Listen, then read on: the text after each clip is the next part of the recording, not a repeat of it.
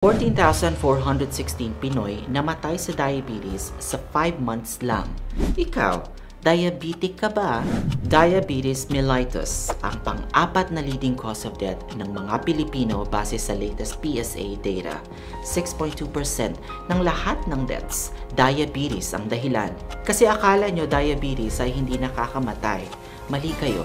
Ito ay silent killer na sumisira sa buong katawan ninyo.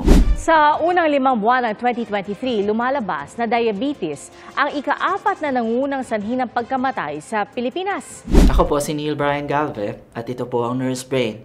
At ipapakita ko sa inyo kung paano pumapatay ang diabetes. Una, kidney damage. High blood sugar ay sumisira sa mga blood vessels sa kidneys. Kaya maraming diabetic ang nag-e-end up ng dialysis. Pero mas nakakatakot pa yung ginagawa niya sa mata. Pangalawa, diabetic retinopathy. Nasisira ang blood vessels sa mata. Kaya nabubulag ang mga diabetic. Irreversible yan kapag late na na-detect. Pero yung pinakamalaking killer, pangatlo, cardiovascular complications. Diabetes ay 2 to 4 times higher risk ng heart attack at stroke. Kaya nga kasama siya sa top killers. Kaya tandaan, control blood sugar, regular monitoring, healthy diet, at exercise. Diabetes is manageable, pero hindi curable. Prevention pa rin ang the best.